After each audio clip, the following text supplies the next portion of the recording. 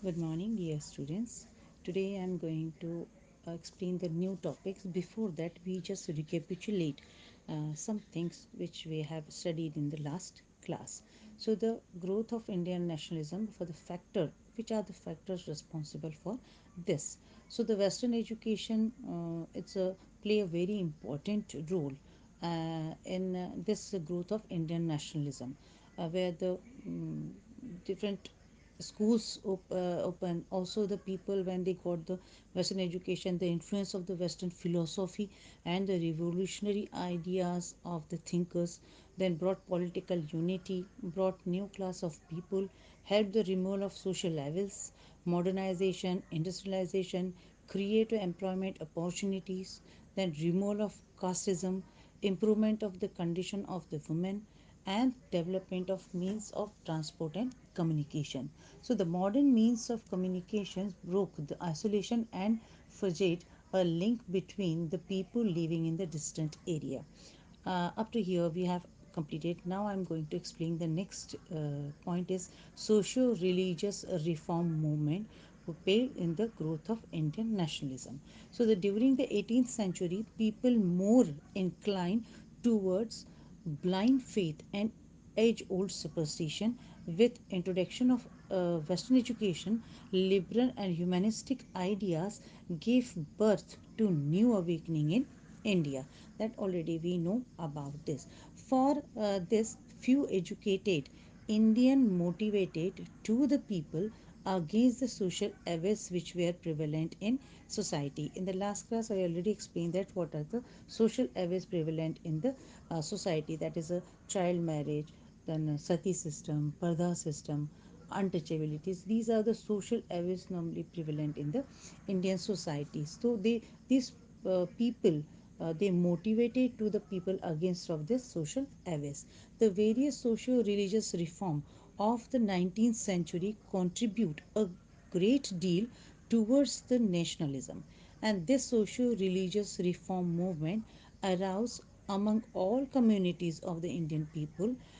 They reform work the reformers worked for abolition of casteism, then untouchability, parda pratha, sati system, child marriage, illiteracy, and social inequality. So these type of things are prevalent in the society.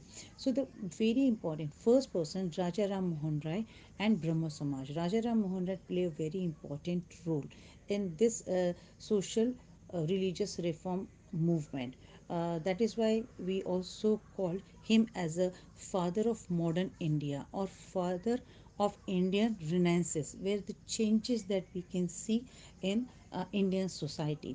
Raja Ram Mohan Rai was born in a Orthodox Brahmin family in Bardhaman, West Bengal. He practically laid the foundation of all principal movement who fight for the advancement for the country. Rajaram Mohan Rai was an Indian religious, social, and educational reformer who worked in these sectors. He challenged traditional Hindu culture and indicated line of progress for Indian society under the British rule. In 1797, the Christian missionaries had established by the British with an objective of propagation of Christianity. In order to defend the Hinduism, he published two handwritten pamphlets, that is Brahman Sabodhi and Brahman Missionary Sambad. So these are the two mainly pamphlets were there which have been published by Rajaram Mohan Rai. Also, Rajaram Mohan Rai translated the Upanishada in the simple language for the wide readers. People also want to read our the religious or the traditional books, Upanishads, or the four Vedas are there, but these are Upanishads and Vedas are normally written in Sanskrit language, and that time Sanskrit was the elite language. Each and every person can't read or understand the Sanskrit language, so he translated this the Upanishad in a simple language. So the wide readers, those who want to read the books or want to like to read this Upanishads, so they can also read this. And he was a founder of Atmiya Sabha in Calcutta in 1815. In 1820, Atmiya Sabha was named Brahma Samaj.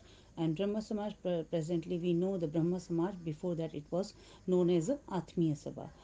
It's believed is one universal God and prayer.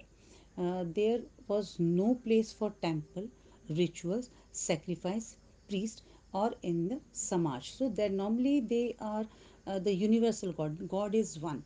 There is the people are those who are paying a different goddess. Raja Ram Mohan Rai against of this, and he believed in one universal God. He was a multi-faced personality. He worked not only for the reformation for the Hindu religion, but contribute equally towards the social reformation and spread of education, especially the education to women. He also criticized the casteism, child marriage, parda system, uh, and other things, or give social recognition to widow remarriage. He, because that time also in the last class also I explained that the condition of women, especially the condition of women, was not so good, and that is a sati system also prevalent that time in society. So he social recognition to widow remarriage is influencing the people to get the marriage with widows. So widow remarriage, he so give emphasis on that. He started two newspapers, Samad Kumudi and Misalul Akbar. One of his greatest achievement in the field of social reform was the abolition of sati in with the help of Lord William Bentinck permanently. In this way, he tried to transform India to modern nation in all sphere. So he, that is why we call him as a father of modern India, because um, all the social reforms which have been started, he this first person who started this reformation, and after that the other reformers also follow the same. The next is Arya Samaj. It was founded by the great Sanskrit scholar Swami Dayanand Saraswati in 1875. This society to try to achieve a result against the idolatry, polytheism, animal sacrifice, child marriage, casteism. Uh, the same way, the like the Brahma Samaj, this Arya Samaj also worked for in this sectors. It is also encourage the uh, spreading the Western or scientific knowledge among the people.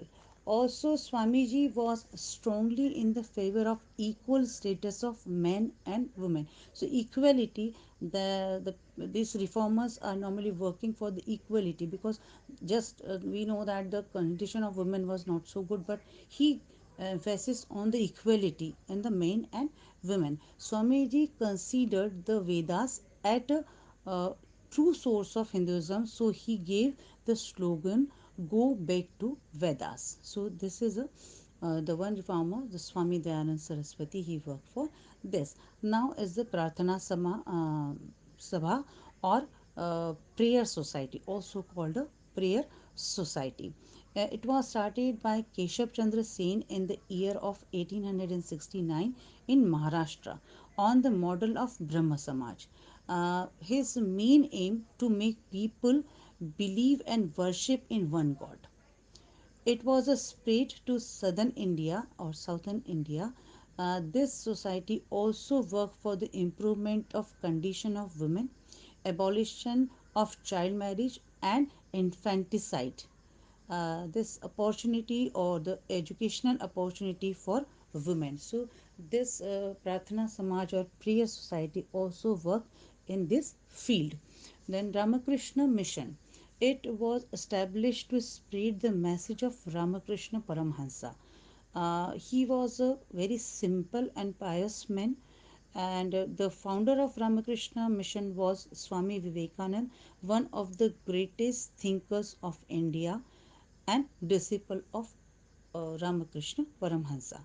This Ramakrishna movement, also known as a Vedanta movement, this mission worked on the principle of selfless work done with an dedication to God. Means social service, they are giving emphasis on it. It gave the emphasis not on the personal salvation or moksha, which somebody said, but social service too. Uh, Also, it was based on the Indian ancient culture of India. So they are giving emphasis on the ancient culture also. Swami Vivekananda, disciple of Ramakrishna Paramahansa, wanted to spread the message of Hinduism and create sense of love for the country among the youth, as he think that the youth are the uh, in the society, they play a very important role. So he worked for the create a sense of love for the country among the youth. He gave emphasis on Indian philosophy and spiritual idea were based on the world. The good the things or the spiritual things or philosophy which was prevalent in the world, yes, taking out from all this and give emphasis on these ideas. His explanation on Hindu culture and Indian glorious past made a ground emphasis on Indians mind. The basic motto of this mission, Ramakrishna Mission, was to provide social service, spread the Vedantic spiritualism, and give strive or the strength for harmony among the various faith and groups, for the harmony among the creator harmony among the various groups and various faith. So this is a Ramakrishna Mission work in this social reform movement. The Theosophical Society, this Theosophical Society, initially founded by Russian lady Madame Blavatsky and Colonel Olcott in 1875, but they considered India as a suitable place for theosophical movement. Its branch was open in India at Adyar in modern Madras in 1885. The word theosophy come from the two Greek words theos and sophia, which means God and wisdom respectively. Main aim of this theosophical society was the philosophy was to attain wisdom in order to realize the godhood or divinity. So this theosophical society give emphasis on divinity. This society become a great social force in the Indian life because of the efforts of Mrs. Annie Besant, an Irish lady who come and settle in India in 1893, and she who recognized as a popularized the movement in India. Annie Besant loved India like her motherhood. So in 1916, she started the Home Rule League and spread the message of self rule among the Indians. So this is a work of a Theosophical Society. Now the last is Aligarh movement. Aligarh movement was the push to the spread of modern education for the Indian Muslim population of British India. So this movement name uh, derived from the fact that its core or center and origin lay in the city of Aligarh in northern India. Aligarh College come to be known as Aligarh movement, and Sir Syed Ahmad Khan was the central figure behind the awakening. He believed that the best means of social awakening was through the education. So he established English medium school in Gazipur. So he was mainly giving importance or emphasis on the education to Muslim community. So he worked for then in 1875 established the Mohammedan Anglo Oriental College, which became a great center of a learning Western literature and culture. So not only the Hindu people also, but the Muslim people also in the favor of the Western education. With also he can come into contact with the radical thought, the different thinkers. So these are the social reforms, and the reformers played a very important role in a society through the Western education, and change the scenario of the society, or the evil practice, social evil practice which were prevalent in the society. They are just working for this, and they made the reforms for the and also the change in this the society. So thank you for this today. In the next class we'll discuss about the mm, in the next class we'll discuss about the role of praise. What was the role of praise? What is the how the different news magazines or newspapers they started or published? What is the work of that? We'll discuss in the next class. Thank you.